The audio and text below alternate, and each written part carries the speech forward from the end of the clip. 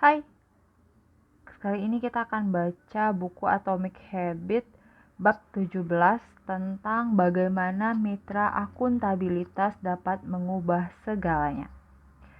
Setelah mengabdi sebagai seorang pilot dalam Perang Dunia II, Roger Fisher kuliah lagi di Harvard Law School dan menghabiskan 34 tahun mengkhususkan diri dalam negosiasi serta manajemen konflik.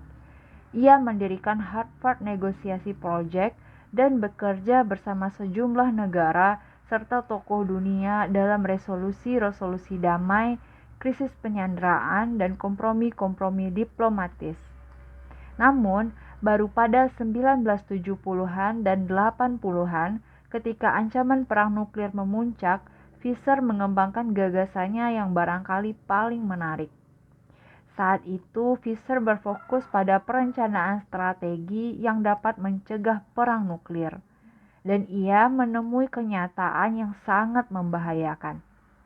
Siapapun presiden yang sedang menjabat, ia akan memiliki akses ke sandi-sandi peluncuran yang mampu mencabut nyawa jutaan orang, tapi tidak akan pernah melihat sendiri siapa yang tewas, karena selalu berada ribuan kilometer dari tempat kejadian.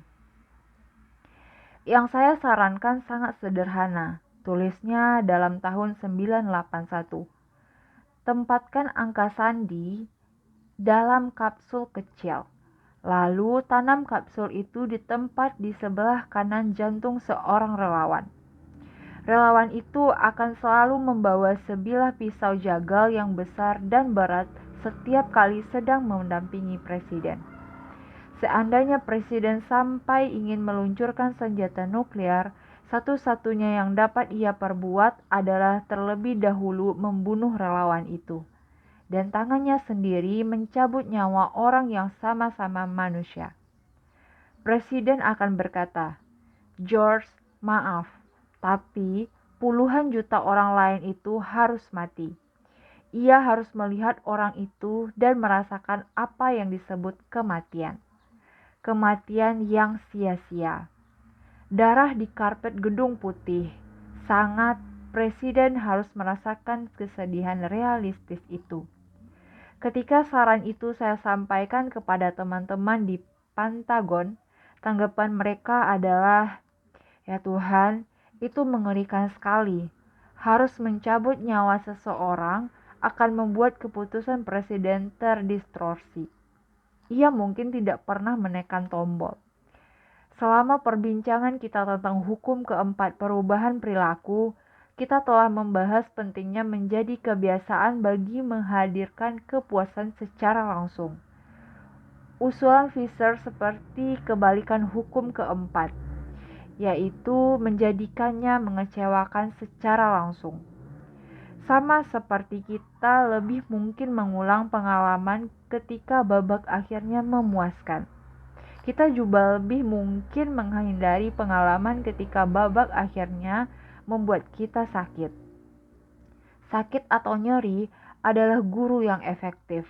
Jika kegagalan terasa menyakitkan, kegagalan itu dapat diperbaiki. Jika kegagalan relatif tidak mengakibatkan rasa nyeri, pengalaman itu akan dibaikkan. Makin langsung dan mahal suatu kesalahan, makin cepat Anda belajar dari pengalaman itu. Ancaman akan diberi laporan negatif memaksa seseorang teknisi menjalankan tugas dengan baik. Kemungkinan seseorang pelanggan tidak pernah kembali membuat restoran menciptakan makanan-makanan yang lezat. Kerugian akibat salah memotong pembuluh darah membuat dokter bedah berusaha lebih menguasai anatomi manusia agar dapat memotong dengan tepat. Ketika akibat suatu perilaku berdampak parah, orang cenderung belajar dengan cepat. Makin langsung suatu nyeri, makin kecil peluang suatu perilaku diterapkan. Jika Anda ingin mencegah kebiasaan buruk dan meniadakan perilaku yang tidak sehat, menambahkan akibat langsung terhadap tindakan itu adalah cara bagus untuk mengurangi peluangnya. Kita mengulang kebiasaan buruk karena entah bagaimana kita merasakan manfaat dari situ dan menjadikan kebiasaan itu sulit ditinggalkan. Cara terbaik yang saya ketahui untuk mengatasi kesulitan ini adalah meningkatkan kecepatan pelaksanaan hukuman yang terkait dengan perilaku ini. Mungkin ada jarak antara aksi dan konsekuensi. Segera setelah aksi menghasilkan konsekuensi langsung, perilaku mulai berubah. Pelanggan membayar tagihan tepat waktu bila dikenai biaya keterlambatan. Mahasiswa datang ke rumah kuliah ketika nilai ujian mereka dikaitkan dengan kehadiran. Kita akan melompat melewati banyak rintangan guna menghindari sedikit konsekuensi yang langsung. Tentu saja, ini ada batasnya. Bila Anda ingin mengandalkan hukuman untuk mengubah perilaku, kekuatan hukuman itu akan harus bersesuaian dengan kekuatan relatif perilaku yang ingin dikoreksi. Agar menjadi produktif, biaya akibat kebiasaan menunda harus lebih besar daripada biaya untuk menjalankan aksi. Agar menjadi sehat, biaya akibat kemalasan harus lebih besar daripada biaya untuk berolahraga. Didenda karena merokok di restoran atau tidak membuang sampah secara benar menambah konsekuensi terhadap suatu tindakan. Perilaku hanya berubah jika hukumannya cukup menyakitkan dan betul-betul diterapkan. Secara umum, makin terlokalisasi, makin terasa, makin konkret, makin langsung suatu konsekuensi, makin besar pengaruhnya pada perilaku individu. Makin global, makin tidak terasa, makin samar, makin tertunda untuk konsentrasi, makin kecil pengaruhnya pada perilaku individu. Untungnya, ada cara langsung untuk memperbesar biaya langsung terhadap suatu kebiasaan buruk, yaitu membuat kontrak kebiasaan. Undang-undang pertama yang mengatur sabuk pengaman di luar, yaitu seperti di New York pada 1 Desember 1984. Pada waktu itu, hanya 14% orang di Amerika Serikat yang memakai sabuk pengaman secara teratur, tapi hal itu segera berubah. Dalam 5 tahun, setengah warga Amerika Serikat mengenakan sabuk pengaman. Saat ini, mengenakan sabuk pengaman diwajibkan oleh undang-undang di 49 dari 50 negara bagian. Dan tidak hanya di atas kertas, jumlah orang yang mengenakan sabuk pengaman juga telah berubah secara drastis. Pada 2016, lebih dari 88% orang Amerika memakai sabuk pengaman setiap kali masuk ke mobil. Dalam hanya 30 tahun lebih sedikit, kebiasaan jutaan orang telah berubah secara total. Undang-undang dan regulasi adalah contoh bagaimana pemerintah dapat mengubah kebiasaan dengan menciptakan kontrak sosial. Sebagai masyarakat, kita secara kolektif sepakat untuk mematuhi aturan-aturan tertentu lalu menegakkannya sebagai kelompok. Setiap kali aturan perundang-undangan baru berpengaruh terhadap perilaku, undang-undang sabuk pengaman, larangan merokok di restoran, kewajiban mengelola limbah, itu menjadi contoh tentang kontrak sosial yang membentuk kebiasaan-kebiasaan kita. Dalam hal ini, kelompok sepakat untuk bertindak dengan cara teratur, dan jika tidak mematuhinya, Anda akan dihukum. Sama seperti pemerintah menggunakan undang-undang untuk membuat warga akuntabel, Anda dapat menciptakan kontrak kebiasaan untuk membuat diri sendiri akuntabel. Kontrak kebiasaan adalah kesepakatan lisan atau tertulis ketika Anda menyatakan komitmen terhadap kebiasaan tertentu serta hukuman yang akan terjadi seandainya Anda tidak mengikutinya.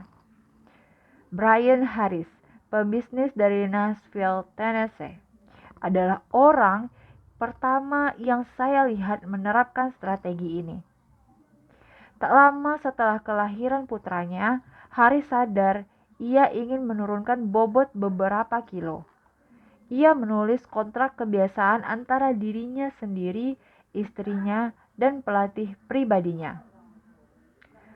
Versi pertamanya berbunyi, sasaran pertama Brian untuk Q1 2017 adalah mulai makan dengan benar lagi agar bisa merasa lebih baik, terlihat lebih baik, dan berhasil meraih sasaran jangka panjang untuk memiliki timbangan 100 kilo dengan 10% lemak tubuh.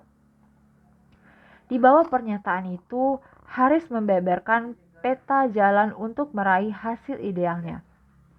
Fase 1. Kembali ke diet ketat atau slow carb. Fase 2. Memulai program pemantauan makronutri yang ketat.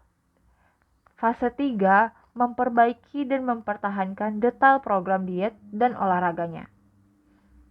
Akhirnya, ia mencatat tiap kebiasaan harian yang akan mengantarnya ke sasaran. Sebagai contoh, catat semua makanan yang ia konsumsi tiap hari berikut hasil penimbangan badannya tiap hari. Selanjutnya, ia menuliskan hukuman seandainya tidak mematuhi kontrak. Kalau Brian tidak melaksanakan kedua hal ini, konsekuensi berikut terpaksa diterapkan. Ia harus berpakaian lengkap tiap hari dan tiap minggu pagi sampai 1 kuartal berakhir.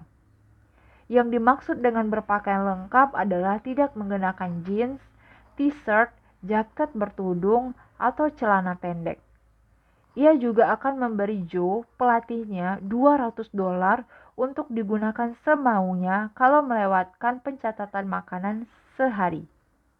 Di bagian bawah kontrak itu, Haris, istrinya, dan pelatihnya membubuhkan tanda tangan.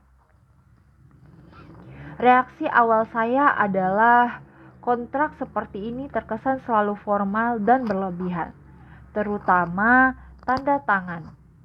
Namun, Haris meyakinkan saya bahwa menandatangani kontrak adalah indikasi keseriusan. Setiap kali melewatkan bagian ini, katanya, hampir seketika saya mulai kendor. 3 bulan kemudian, setelah mencapai target Q1, Haris meningkatkan sasaran. Konsekuensi juga ditingkatkan. Kalau melewatkan target karbohidrat dan protein, ia harus membayar pelatihannya $10. Kalau lupa menimbang badan, ia harus memberi istri $500 untuk dipakai sesukanya. Barangkali yang paling menyakitkan kalau lupa berlatih sprint. Ia harus memakai pakaian resmi setiap hari dan mengenakan topi Alabama sampai akhir kuartal, yang lebih pahit daripada hukuman lain. Strategi itu berhasil. Dengan istri dan pelatihnya bertindak sebagai mitra akuntabilitas, dan dengan kontrak kebiasaan yang menguraikan secara jelas apa yang harus dilakukan setiap hari, Haris berhasil menurunkan berat badannya. Untuk menjadikan kebiasaan buruk mengecewakan, opsi terbaik Anda adalah menjadikan kebiasaan itu menyakitkan saat itu juga. Menyusun kontrak kebiasaan adalah cara langsung untuk melakukannya. Bahkan, seandainya Anda tidak ingin menyusun kontrak kebiasaan selengkap itu, memiliki mitra akuntabilitas sudah sangat membantu. Pelawak Margaret Cho menulis lawakan atau lagu setiap hari. Ia menjadikan 1 lagu per hari sebagai tantangan di depan temannya yang membantunya tetap akuntabel. Tahu ada seseorang yang menyaksikan dapat menjadi motivator yang dahsyat. Anda hampir tidak mungkin menunda-nunda atau menyerah karena kerugian langsung yang ada. Bila Anda tidak mematuhinya, barangkali mereka akan memandang Anda sebagai sosok yang tidak dapat dipercaya atau pemalas.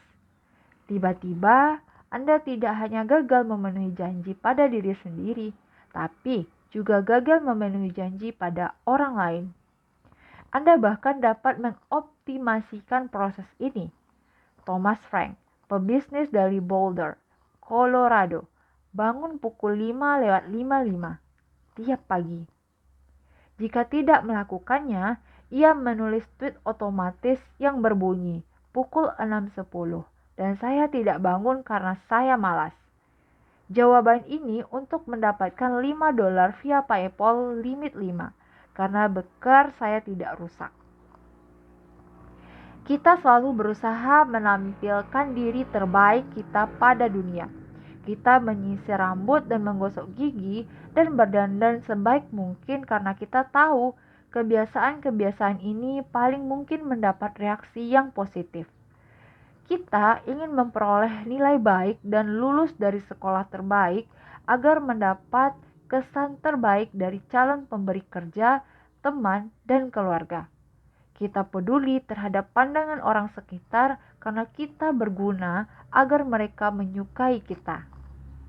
Ini tepatnya mengapa mendapat mitra akuntabilitas atau menandatangani kontrak juga banyak gunanya. Kesimpulan bab 1. Kebalikan hukum keempat perubahan perilaku adalah menjadikannya mengecewakan. 2. Ketika lebih mustahil mengulang kebiasaan buruk kalau kebiasaan itu menyakitkan atau mengecewakan. 3. Mitra akuntabilitas dapat menciptakan kerugian langsung atas kemangkiran kita. Kita sangat peduli terhadap pandangan orang lain tentang kita. Jadi, kita tidak ingin orang lain berpandangan buruk tentang kita. 4.